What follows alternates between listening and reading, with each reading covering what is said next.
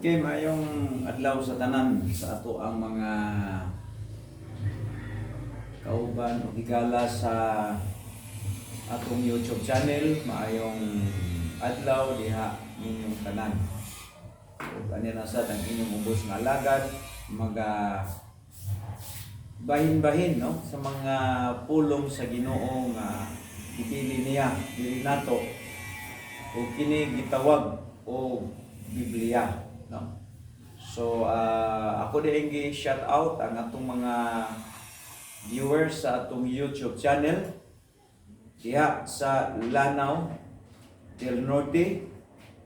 Sa ato po ang ginikanan diha si Melody Iramis, bisan pa ni Ati Inday Iramis, Margie, ni Ilma Iramis Monterola, ni Junel Monterola, ug bisan pa ang iyahang nag-inusara nga bangbungan o buutan nga bright nga anak nga si Faith Monterola, princess. O bisan pa ni kuan ni Sir Rodante Iramis o ni Ati Lubig o ni kita pa niya sa Iligan si Efren Iramis, ang buotan o abungan ako nga manghod o nga mag-take na sa lit exam sa ilahang DepEd kay maestra man no? O diya sa Jinsan ang ato ang mga Iramis diya o Hiramis, Davao de Oro, Midsayap, Cotabato. Ini si Pastor Iramis, Pastor Efren Iramis, nasa Purok Ilang-Ilang, Santa Filomena, no? Iligan City. Ayun yung kalimot niya, kung naaka sa Iligan City, bisita siya diya sa Purok Ilang-Ilang, Santa Filomena, Iligan City. Bisan pa siyang asawa, si Sister Alice, si Janil, ang pambungan o talented niya nga maayo mo play organ, maayo kanta, no? O si Susyo, maayo nga pagtanaw diya. Bisan pa sa atusan nga mga itawag nato mga paryente nga naa sa Tangkulig, di mataling, no? Sa Buburay, no? Sa Diplahan, sa tawagan Buburay, di mataling sa Buanga del Sur, daghang kang mga Iramis diya sa Tambulig, Usami City, no? Diya sa Bacolod, no? Diya sa Negros, Dumaguete, ate mga Hiramis diya nga congressman. Congratulations ako ang parinting Hiramis nga nakadaog murag first district mo sa Negros. Maayong congratulations sa atong mga paryente nga Hiramis o Iramis, no? Kay ang Hiramis o Iramis usara man na, no?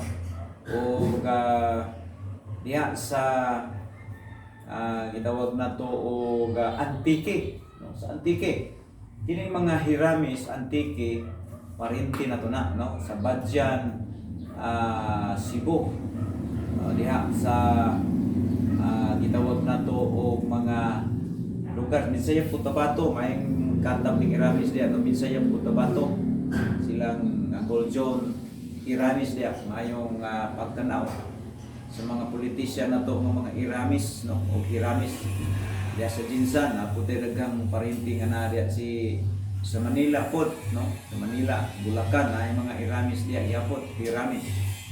So maayong adlaw ninyo, hinig yung boss nga paryente, nagpakaubos aron lang yung taon nga matagaan ninyo panahon nga hinabi na to, no? Magkakita-kita tali ni sa ato ang YouTube channel diri sa Imoog City sa Northern Mindanao. Mayong pagtanaw nining akong video o nga bisan pa sa ato usan nga mga higala dinhi sa Himuog City, ang ato ang mga kagawad, city kagawad, ang atong mayor, ang ato ang congressman, ang ato ang mga barangay official nga sa kanunay nagapangalagad diha sa ilahang mga kabarangayan ngadto na sa mga katawan, no? O muna nga to ang advokasya lagi nga ang gospel mo kuyanap yun, no? Sa nagkanilain nga lugar dinhi sa Himuog City, especially diha sa nagkanilain nga lugar nga adunay internet connection, no? So tinguhan nato nga kung napay connection gani dito sa kanang Pluto o sa laing planet, pwede pa natong yabuton pa kung naay mga tao nga naa dito, kay ang gospel is all over the world, no? Tibuok kalibutan ni gitahas ni Ginoo nga kanang isangyaw gyud mintras nga wa pa sa nakabalik, no? Muni ang panahon sa pagsangyaw, kay sa panahon nga mobalik na ang Ginoo, ano yung panahon nga muundang putag sangyaw, no? So ang pagsangyaw sa pulong sa Dios karon, no? Unang i-grab yun na itong opportunity nga aduna pa tayo mahimo para sa Ginoo sa pagsangyaw sa gitawag na to maayong balita, no? Muna nga ang Temporalized Baptist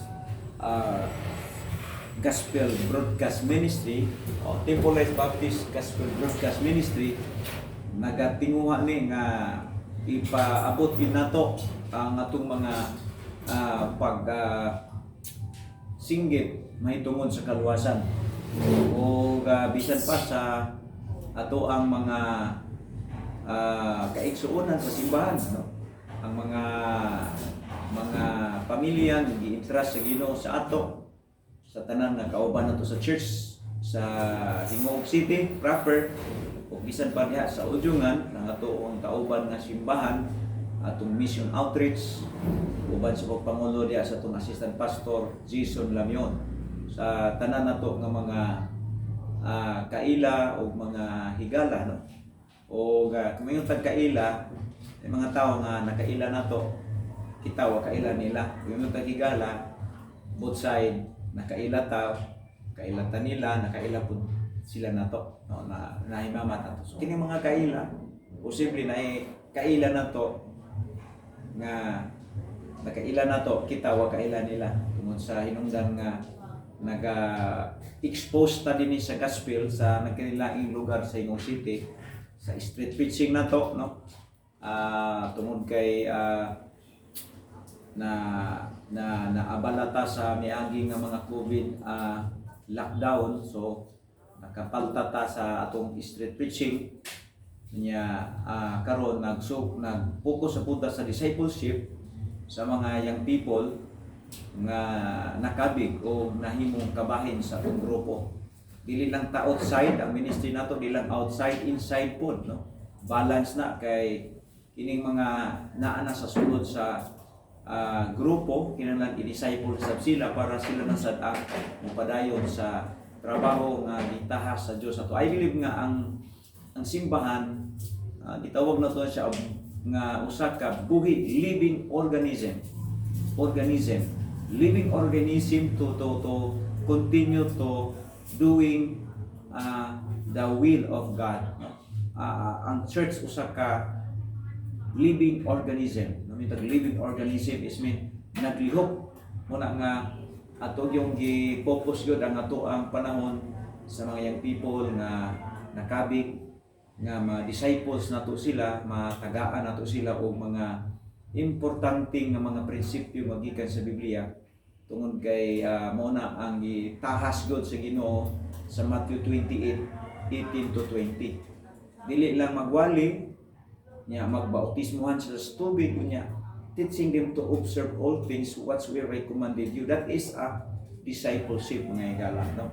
So balance ta ang major nga trabaho sa church in our time is to preach the gospel, then baptizing them, and then discipleship training. So muna nga kaluoy sa Dios ang ato ang gihimo i-focus na to ang panahon ni ining tulo ka mga utang nga major nga obligation sa church leader na ining panahon. Doon ay dagan mga nagsikilagwali, niya magbautismo, pero diha na magwali, magbautismo, mo ora tama, wa na sa discipleship. Wa sila nakatuman sa gitawag na to o Great Commission mga higala. So ang Great Commission nagkumpos na sa tulo ka mga major duties, no? Major duties. Okay, so muna atong isgutan karon ni ining pipila ka mga minuto nga mag-ubanta, no? O Antipolo Baptist Church diri sa Ingo City, naga-facilitate ta sa mga prisoner, nagatagtag mga sabon, mga toothpaste, ug uban pa Biblia, no? O nga bisan pa sa atong mga pagministeryo sa mga barangay dinhi, nag-provide tag mga Bible, o ang Bible mao ni ang ato ang gamiton sa pagtudlo sa mga tao ngadto na sa mga interesado nga mokat-o niini, no? Naghatag mga Bible, salamat ta sa atong higala.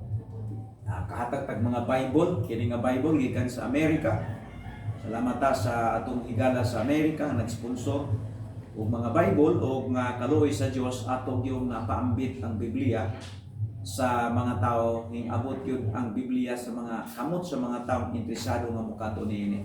So King James 16:11 kini naagkantag usa ka dako nga boxes atong milabay nga bulan o wa nato sayanga nga atong gitunol ang mga Bible ngadto na sa mga tawo nga angayan nga modawat niini. Kaluoy sa Dios ang ato ang pagpaghatag og Bible nagapadayon bisan taliwala niining panahon sa pandemic.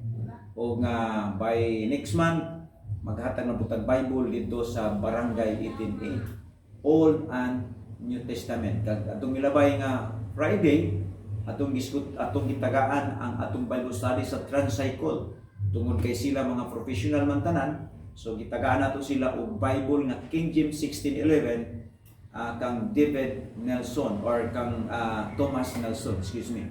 O nga mo na nga dalaygon ng Dios sa atong pagministeryo diri sa Ingo City, kay nahibaluta na ini nga buhat mo ni ang tinguha sa Ginoo nga mapaabot nato ang lunsay o tinuod nga mensahe ngadto na sa nagkanaylain nga klase sa tao nga atong sugatan or mahimamat dinhi sa ato ang padayon nga pagministeryo diri sa kalibutan mga higala. Okay, so wala nang ko nalimtan ako pagampo nga kamo mahimog kining blessing ang kining mensahe karon nga atong pag-isgutan mga higala, no?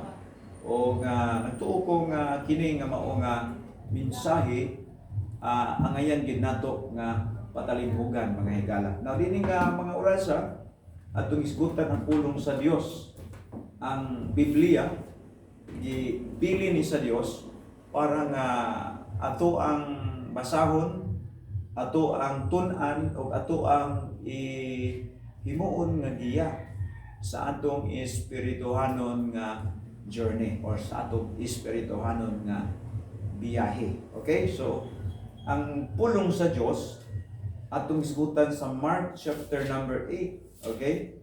Mark chapter 8 beginning in verse number 34. Mark chapter 8 beginning in verse 34 down to verse number 38. Okay?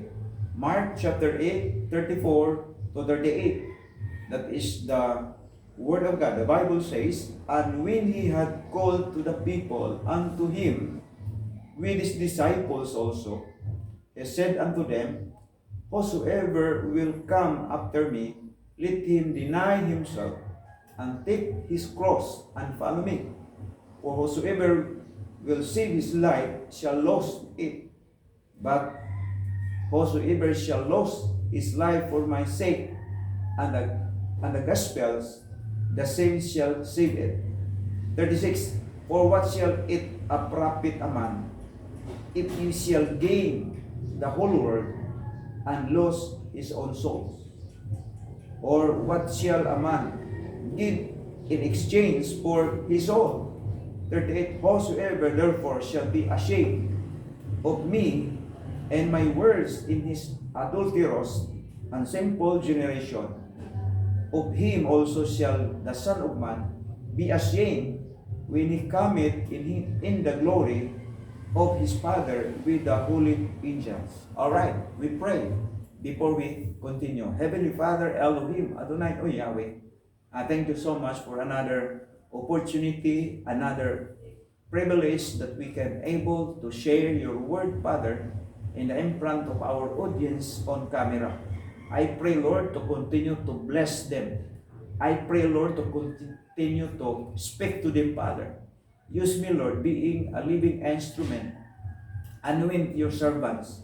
And this word, this word, Father, your word, just use it also, Father, for more info, encouragement, and also, Father, for rebuking what is the right motive to follow you, Lord, being the disciples for your kingdom.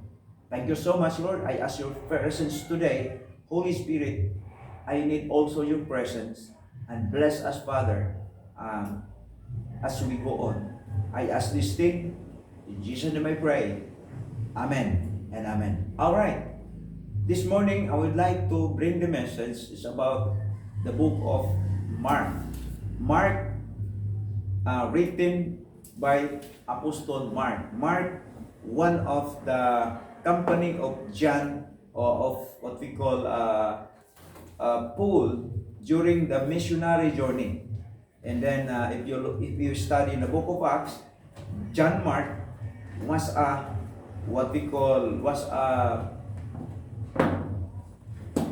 disciples of Jesus Christ, and written by the 68 AD.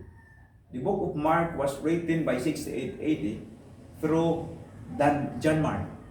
And if you look at in this book, Christ represented being a good servant. All right. In Matthew, Christ represented being the King of the Jews, but in the Mark, represented being a good servant. In Luke, Christ represented being the Son of Man. And the John, Christ represented being the Son of God. All right. So this synoptic gospel. So we are talking about in the book of Mark was written by 68 AD through John Mark, the disciples of the Lord Jesus Christ. All right. So this moment I will discuss about the situation during the time, because Christ in the book of Mark presented being a good servant. All right. Now, Christ in chapter 8 was commanded to all the people, include his disciples. If you look at in verse number 34, we recognize that Christ speak to them or teach them what is the very important doing the people during his time, not only for his time but in our time, because the church age was began from Matthew chapter 4 until the Revelation, and we are here in the age of church age or the church era, and God will use his church being channels or witness about the death, burials, and resurrection. That is the obligation of the church today, to spread out the gospel, baptizing them, and also to disciple. That is the three major obligation or responsibility of the church in our present time. That's the reason that we are doing the ministry of the Lord Jesus Christ in the church, because we believe the only thing that God will allow us being a servant of his word, and then during the time God demand us being followers of his kingdom. Now the Bible says said in verse number 34, and when he had called the people unto him with his disciples, not only people, but include also in disciples. That is the general message of Jesus Christ. Kaya doon na may mensahe ni Kristo nga exclusive kaayo sa iyahang mga disciples. Doon na po yung mensahe ni Kristo nga para sa mga Pharisees. Doon na po yung mensahe niya nga para sa mga katawan. Pero this passage is general message of Jesus Christ to all the people, not only in unsaved but also in followers of Jesus. And you know what? That is the very important to learn this morning. Verse number 34 said, whosoever will come after me, let him deny himself and take up his cross and follow me. And that is the very important message, important statement of Jesus Christ, not only for them, but also for us in our present time. The Bible says, whosoever will come after me. Bisan kinsa kuno nga muduol niya, mao na ang unang requirements. Kung gusto daw kuno ka nga muduol ni Kristo mo follow sa iya ha. Gusto ka nga mahimo nimo siyang higala, gusto ka nga muduol ka sa iyang opisina. That is first requirements of Jesus is to deny first in your personal ambition, because we know every people was exist in our time or born in this world. We are oriented of the personal ambition. Dagantag mga ambisyon, dagantag mga pangandoy sa kinabuhi, dagantag mga plamlano sa kinabuhi. Diba? Mga pamlano, maayo man na siya, dagantag mga pamlano sa kinabuhi. Pero lisod kaayo mga higala, kung dili nimo himuong kabayin ang Dios sa imong mga pamlano. Lisod jud kaayo kung ang imong mga pamlano imo lang. Daghang kaayong failure ka. Ma-failure ka kung dili nimo i-partner, dili nimo i-appeal ang Ginoo sa imong kinabuhi. And that is the very important to understand in our message today. God call us, or God's encourage us to draw in His throne of grace. Whosoever will come after me. And that is a very interesting statement. The next, that is the qualification. That is the criteria. That is the requirements. Ingon siya, let him deny himself. Kana pang ang word nga deny, kana pang tanan bitaw nga mga pamlano sa kinabuhi. Kanang imong tanan nga mga paningkamo, habwaon na nimo sa imong utok ug ilisa nimo sa pangunahuna ni Kristo. Kay lisod kaayo nga naakpunuhay ka sa pag-alagad sa Dios, apan ang imong panghunahuna wa pan habwa diha. Daghan pa kaayo ang imong mga mahimo nga dili maayo. Iba daghan karon nga mga pastor naa sa ministry, pero ang ilang pag-anha sa ministry dili tungod kay si Kristo ang nagtawag nila. Nag-anha sila diha tungod lang sa rason nga wala na'y kapaingnan. Ako mga higala, wala dyan ko nag-ani sa ministry, wala dyan ko sa ako una-una nga magpastor ko. Unang-una, gusto kong magpuyo nga magtagad sa akong pamilya, sa akong asawa, akong anak. Pero lahat doon ang tawag sa Diyos sa akong kinabuhi. Kitagaan ko niya dako kayong responsibilidad. Being the minister of the gospel of the Lord Jesus Christ, muna nga dagantag ministry ibuhat. Kaya gihabwa na ko ang tanan nga mga pambisyon sa akong kinabuhi na personal, o ang interest ni Kristo mao'y akong sulod. Kay maunay timailhan sa usa ka tawo nga tinawag sa Dios. Wa gid ko nagdudang gitawag ko sa Dios. Muna nang gibuhat nako ang tanang butang nga nakita nako nga part sa akong kulit. Daghan man sa mga tao karon nagpastor pero dili tungod kay gitawag siya sa Dios. Ang tinawag sa Dios, sultian ta mo sa tinuod, ang tinawag sa Dios magbuhat siya mga butang nga guided by the Holy Spirit. Sa atong pagpangalagad sa Dios diri sa Ingog City, na atubang nako ang nagkailaing mga matang sa mga paglutos sa mga nagpatuo nga mga tumutuo ni Kristo o mga yawan hunday nga klase sa tao. Walay nahimo sa bulaton sa Dios ang naa pagpanikas, pagpangilat.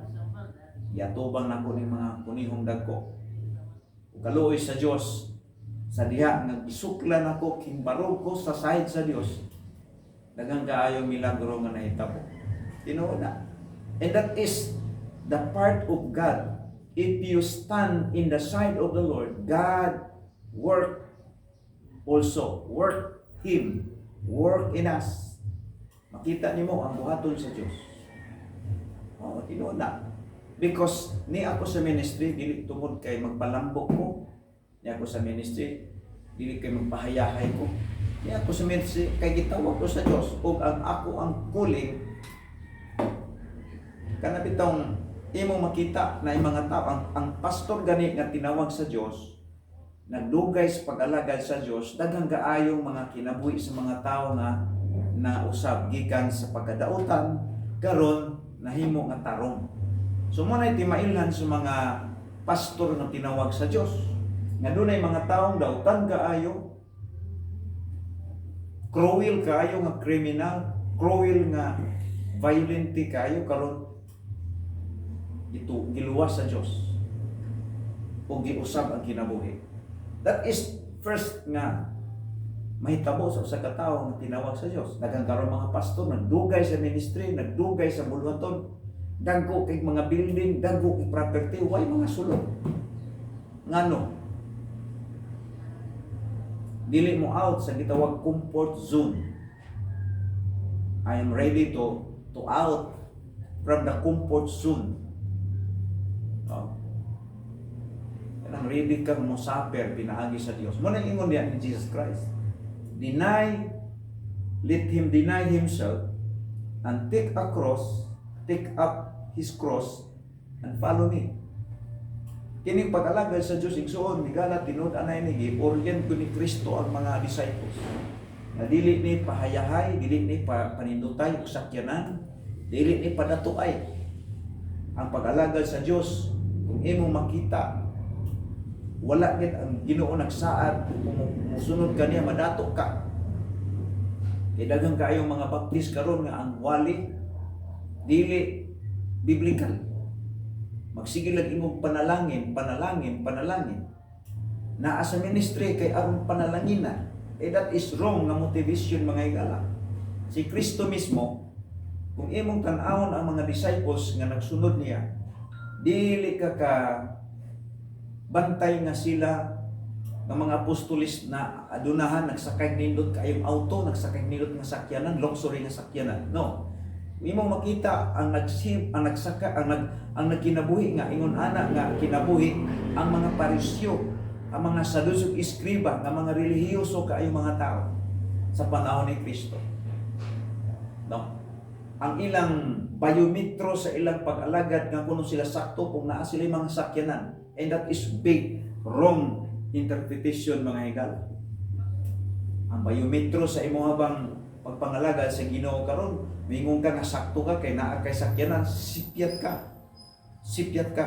Ang biometro nga gisulti ni Jesus Christ mao nga ikaw nakamao sa pagsunod niya, nagkalimot ka sa imong kaugalingong ambisyon ug imong doon na kay responsibilidad sa pagpasan sa imong cross, no? Cross that is signs of responsibility.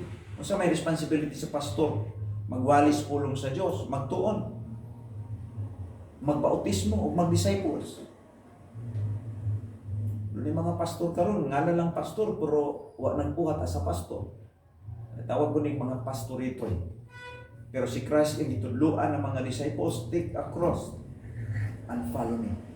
Pasaanon din mo ang cross, that is signs of responsibility, and then follow Him.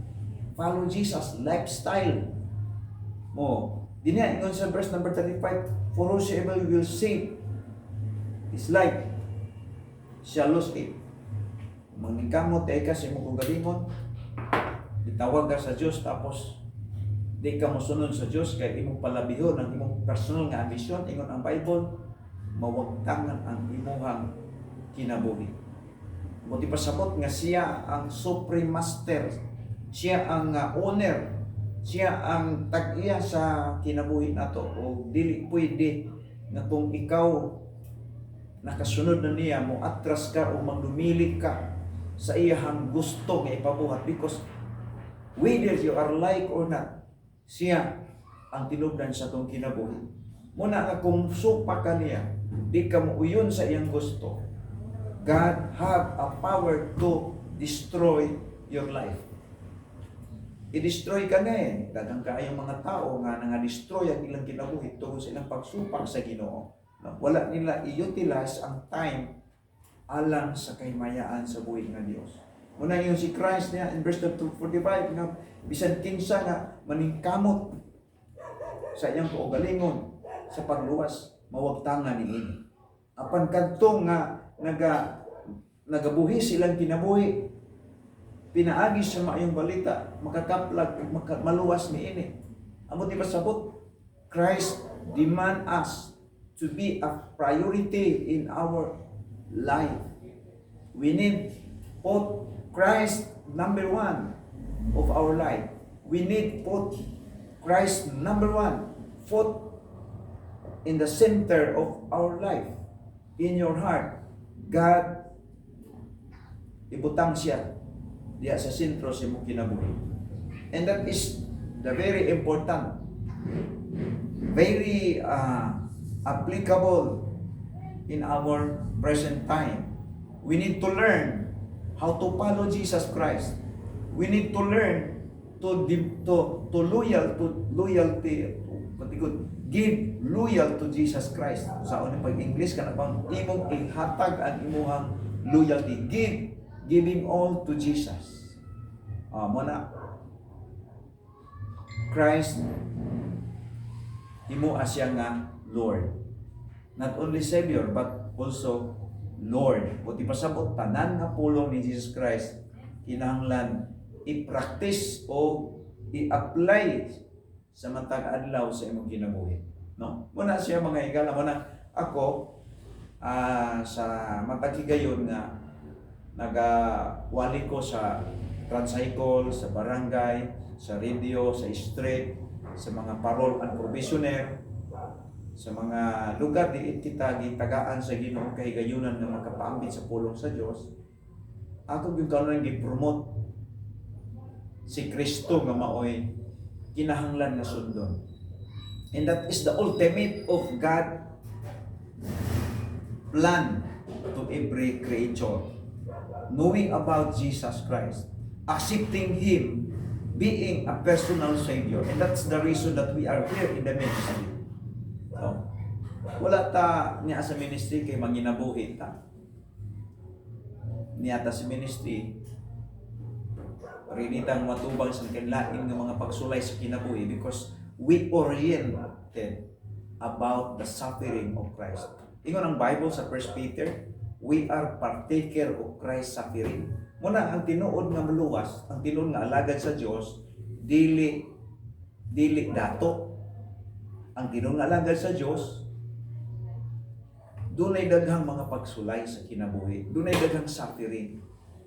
And that is the servants of God. Daghang makayo karon nga naa sa ministry pero pahayahay.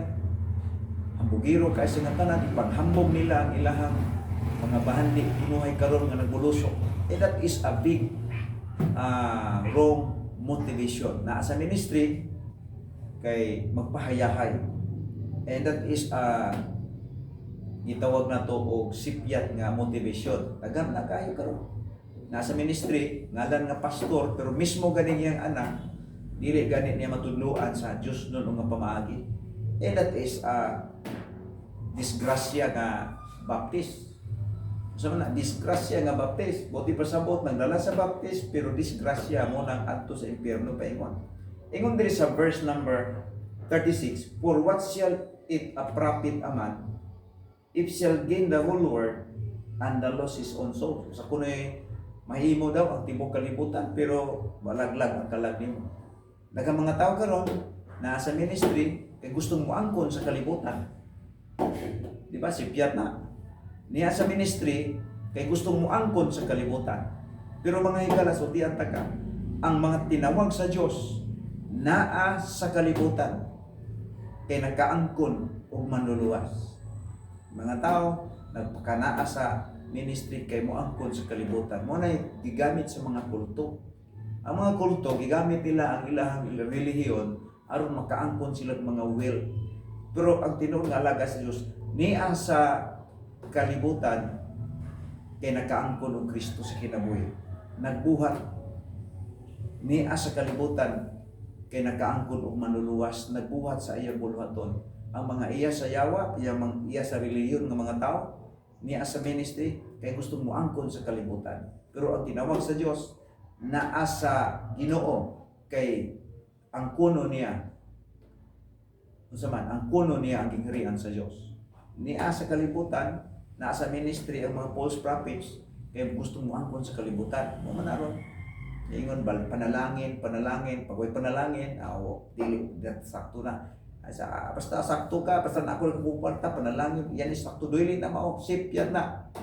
Bisan pag kay panalangin, dahil mga tao sa Bible away panalangin, sila Lazaro day, giwali ni Christ, o mato'y panalangin, pero nahilan yun. Ang importante ang relasyon sa Diyos. Ang atong relasyon sa Ginoo, wala kani nag-agad sa mga butang nga materials nga atong mahikap o ato ang makuptan. Ang ato ang relasyon sa Ginoo nag-agad kini sa to ang pag-obey sa iyahang mga pulong. No? Nag-obey ba ka? Kung pastor ka, nag-soul-winning ba ka? Kung pastor ka, nagbautismo ba ka? Kung pastor ba ka, nag-discipleship ba ka? Kung wala na, ang failure ang imuhang pagpamastor. Kasi gitawag na hypocrisy. Gamit nimo ang ministry para mo dilanto ka, para mo uswag ka. Wala nimo gamita ang ministry para sa kalambuan sa bulhaton sa Ginoo. Gigamit nimo ang ministry para mo uswag ka. O tinuod ba na uswag ka, pero kumusta? Ang ministry ba nga imong gigidala karon doon na ba'y pag-uswag? Wala. Dagko kay building pero way mo lingkod. Ako tanaw ko nga ako ministry diri nag-interest sa Ginoo sa ako. Daghang mga tao way property pero mo ani ang tinuod nga ministry nga iya sa Ginoo. Walay property pero daghang mga tao mangipanag-iya sa Dios ug gitawag God's property. Kay mga apostolis sa kaniadto may mga property sila. Pero daghang mga tawo nangaluwas sa ilang kinabuhi tungod sa ilang pagpagamit sa bulaton sa Ginoo. So, ang based karon sa kalibutan kung dako kag property, nagkakagsakyanan, nagtuo sila nga mao na nay pasihanan biometro sa Ginoo nga nag-bless nila por sipyat ka doy, sipyat ka. Ang biometro sa Ginoo ang mga kalag sa mga taong nangaluwas, nangausap ang kinabuhi, nagabiya sa bisyo, nagabiya sa dautan, o nakauban nimo sa pag-alagad, hangtod karon panang naghulat sa pag-rapture. Mao na ang tinuod panay nga blessing mga higala. Daghang mga kalag sa mga taong nakaduol sa Dios, nakadani, pinaagi sa imong kinabuhi, na gigamit sa Dios. Kumusta man sa managamit nimo yawa? Kaya hangtod karon panahon na ang garbo o ang bot-bot nimo wa pa man gihapon ang pusa. Mo na pinakakuyaw o pinaka-cruel nga kahimtang sa tao mga higala. Muna nga imong makita dinhi nga si Christ naghatag siya og dako kayong emphasize nga ang disciples niya makamao nga muhimo siya ang responsibilidad mo makamao nga mo-obey sa iya, and then someday dili makamao ikaulaw niya si Kristo ang pagtulunan. In verse 38, Whosoever therefore shall be ashamed of me and my words in this adulterous and sinful generation, katong maulaw ni Kristo. Ha? Igsuon, higala ako di ko maulaw ni Kristo mo witness ba? Kaya nahibalo ko nga mao gini tinud-anay nga gipangtawag sa Ginoo. Pero kanang mga pastor nga walay guts, ulawan may binutbot og mga panghambog kay na maayo kayong istorya, pero pangalan ni Kristo ang kaulaw way guts. Amo na mga tao mga igalang wa ikaulaw ko na ni Kristo someday, no? So that is our preachings today, and tomorrow we are going to the another ministry for the Lord's glory. So ugma ang Dios magapanalangin sa to ang pagwali usab sa YouTube channel na to. God bless you ug maayong adlaw sa tanan. To God be the glory.